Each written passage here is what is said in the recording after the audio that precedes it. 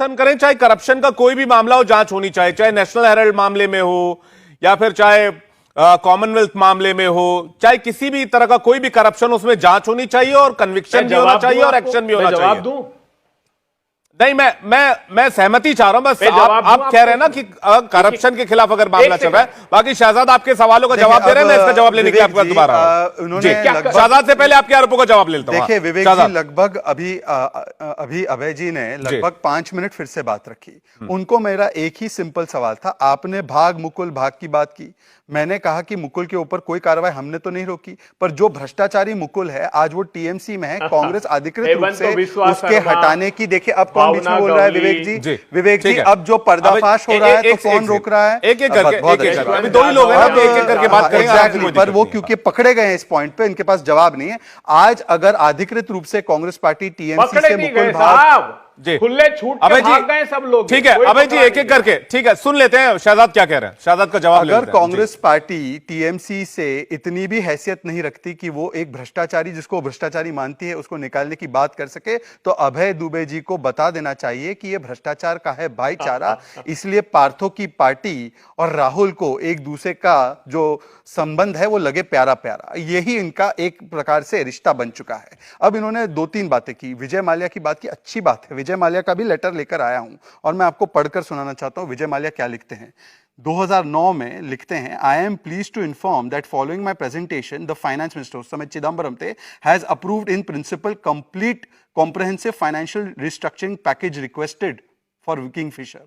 इनको लोन कौन भर भर के दे रहा था? और यही नहीं, मनमोहन सिंह जी ने एयर इंडिया की फ्लाइट में जब वो लौट कर आ रहे थे तब उन्होंने कहा कि हम किंगफिशर को डूबने नहीं दे सकते, इसलिए मैंने बैंकों की तिजोरियां खोल दी है। नीरव मोदी के विषय में जब नीरव मोदी के गले पर हाथ डालकर उनको वापस लाने की प्रक्रिया कर रही थी एजेंसीज, तो अभय तिपसे जो इनके ही पार्टी के और इनके नाम प्रथम नाम सेम है दोनों का, उन्होंने जाकर एफिडेविट दिया है कि नीरव मोदी यहां पर आएगा तो उसको प्रताड़ना की जाएगी, उसको कृपया यहां पर मत आने दीजिए। अभय तिपसे बॉम्बे हाईकोर्ट के जज थे जो कांग्रेस में शामिल हो गए। 80-20 की स्कीम मेहुल चोकसी को किसने दिया आखिरी दिनों में यूपीए सरकार के? इन्होंने दिया। और हमने क्या किया, जो इनका बकाया था, जो इन्होंने बैंक्स को नहीं दिया था, कुछ 23-24 हजार करोड़ रुपए थे, उसमें से लगभग 20 हजार करोड़ रुपए की उनकी संपत्ति को जब्त किया और उसमें से 15 हजार करोड़ से ज्यादा आज ही रिप्लाई दिया है पार्लियामेंट में, उसको बैंकों के पास सुपुर्द कर दिया है। मतलब कि अभी लगभग सब 5 या 10% पैसा इनका बाकी है जो आना बाकी है। परंतु मैं इनसे पूछना चाहता हूं कि पूरे 60 वर्ष में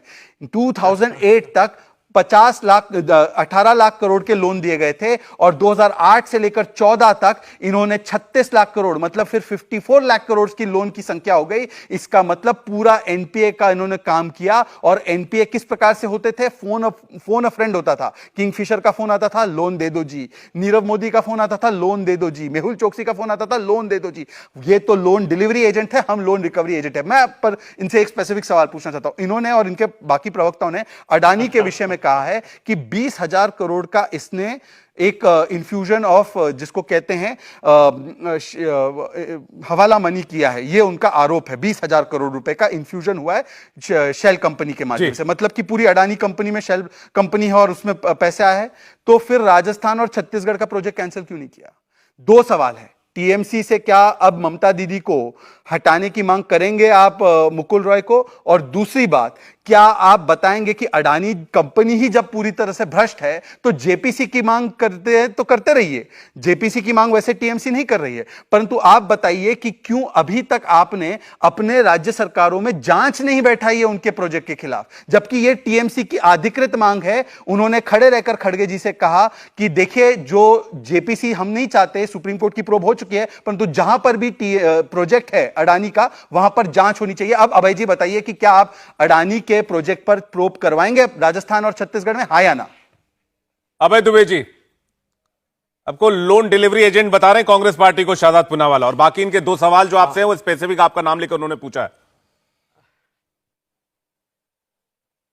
नहीं, मेरा अनुज है, अध्ययन बहुत करते हैं और विद्वान साथी है।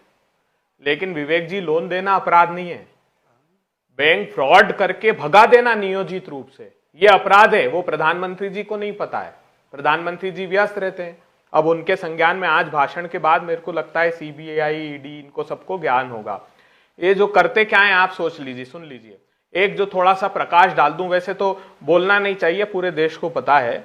ये जो बार बार नेशनल हेराल्ड की बात करते हैं ना, नेशनल हेराल्ड आजादी के लिए आंदोलन का एक अखबार था, जो बरतानिया हुकूमत ने जिसके लिए हमको जेल भेजा था, जिसके लिए लड़े थे, आज भी उसके लिए लड़ रहे हैं। इनकी करतूत देखिए।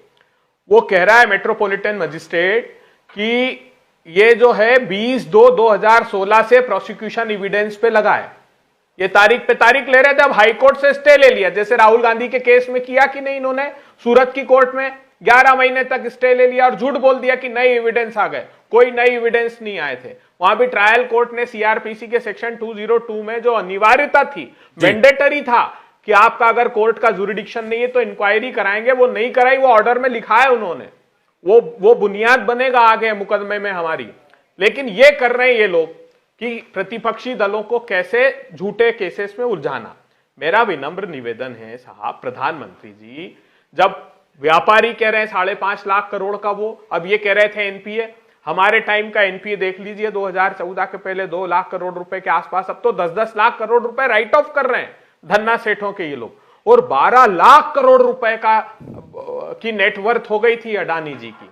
और क्या हुआ, हम जेपीसी की मांग कर रहे हैं, नहीं होगी, बहस पार्लियामेंट में नहीं होगी, ना महंगाई पर होगी, ना चीन के घुसने पर होगी, ना अडानी जी पर चर्चा होगी, किसी पर बात नहीं होगी। अब वहां मनमानी बात प्रधानमंत्री जी को चालू कर देनी चाहिए, जैसे मन की बात बाहर करते हैं। गंभीर आरोप यह है कि सुनिए, डिफेंस के सेक्टर में काम कर रहे हैं अडानी जी, राहुल गांधी जी ने कहा है कि स्ट्रेटेजिक एरिया में काम कर रहे हैं। अगर आरोप यह है कि एक डूबियस कंपनी इलारा उनके साथ जॉइंट वेंचर में काम कर रही है, तो हम जांच भी नहीं कराएं? ये तो भारत की अस्मिता पर, भारत के सामरिक महत्व पर विदेशी ठीक है, मैं इसका जवाब शहजाद